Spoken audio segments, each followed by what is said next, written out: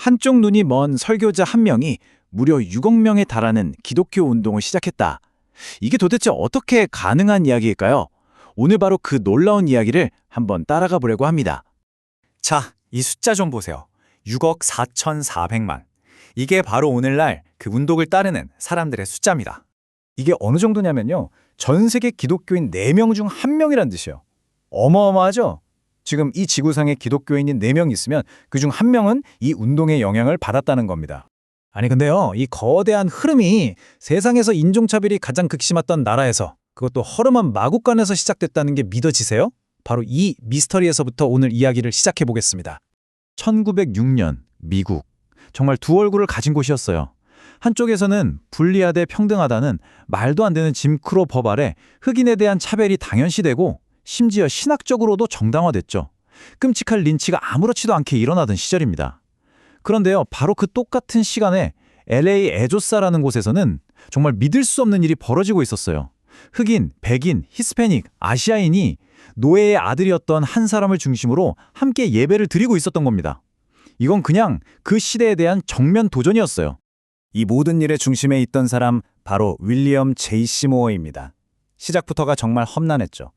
부모님은 노예 출신이었고 본인은 어릴 때 천연두를 알아서 한쪽 눈이 멀었어요. 성직자였지만 신학을 배울 때도 강의실에 못 들어가고 복도에서 들어야 했고요. LA에 오자마자 맡게 된 첫 교회에서는 문이 잠겨서 쫓겨나기까지 합니다. 정말 뭐 하나 쉬운 게 없는 인생이었죠.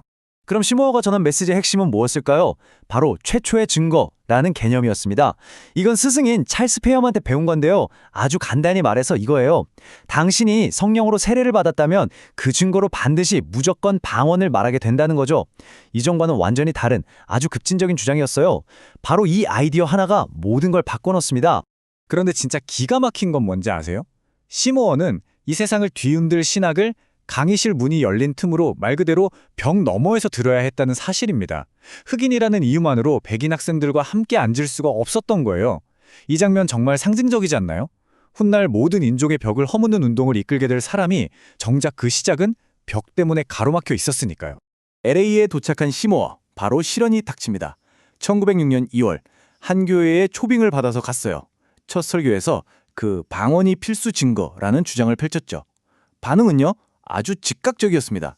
며칠 뒤에 교회에 다시 가보니까 글쎄 자물쇠를 아예 바꿔버린 거예요. 두 번째 설교는 해보지도 못하고 쫓겨난 셈이죠. 그야말로 시작부터 문전박대였습니다. 하지만 쫓겨난 시모어를 받아준 곳이 있었어요. 보니브레이가 216번지 한 평범한 가정집이었죠. 여기서 기도 모임이 시작되는데 바로 여기서 불이 붙습니다. 4월 9일 드디어 한 사람이 방언을 말하기 시작해요. 피아노 한번 쳐본 적 없는 여성이 갑자기 아름다운 찬송을 연주하고요. 그리고 4월 12일 시모어 본인도 마침내 방언을 체험합니다. 소문이 퍼지면서 사람들이 구름대처럼 몰려들었고 나중에는 사람들이 너무 많이 와서 집 현관이 무너져 내릴 정도였다고 해요. 이 현상을 지켜본 프랭크 바틀먼이라는 사람이 아주 유명한 말을 남겼습니다. 인종의 경계선이 예수의 피로 씻겨나갔다. 이 한 문장이 모든 걸 설명해줘요. 당시 미국 사회에서 흑인과 백인이 한 자리에서 예배한다는 건 정말 상상도 못할 일이었거든요. 이건 거의 혁명적인 선언이었습니다.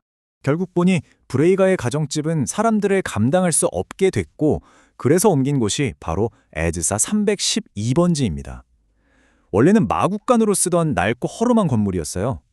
바닥에는 톱밥이 깔려 있고 설교단이라고 해봤자 나무 상자 2개를 쌓아놓은 거 다였죠. 시모어는 종종 그 상자 안에 머리를 파묻고 기도를 했다고 해요. 자신을 낮추고 오직 신에게만 집중하려 했던 거죠. 모든 것이 격식 없고 날 것 그대로였지만 그만큼 강렬했습니다.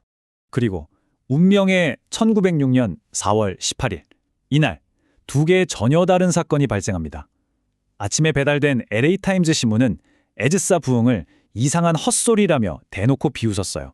그런데 바로 그날 새벽 5시 12분 북쪽 샌프란시스코에서 엄청난 대지진이 일어납니다. 3,000명 넘게 목숨을 잃었죠. 세상은 에즈사를 비웃었지만 에즈사의 신자들에게 이 지진은 자신들의 믿음이 옳았다는 세상의 마지막을 알리는 신의 경고처럼 보였습니다. 하지만 이 놀라웠던 꿈은 안타깝게도 오래가지 못했습니다. 배신이 시작됐거든요.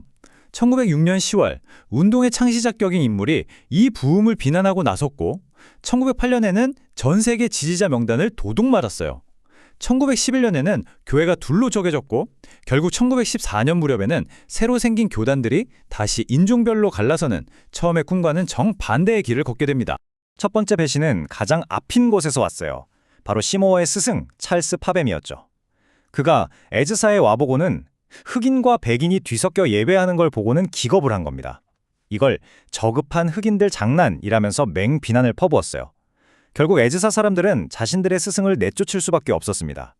인종차별이 모든 걸 망쳐놓은 거죠. 두 번째 배신은 더 치명적이었습니다. 내부에서 터졌거든요.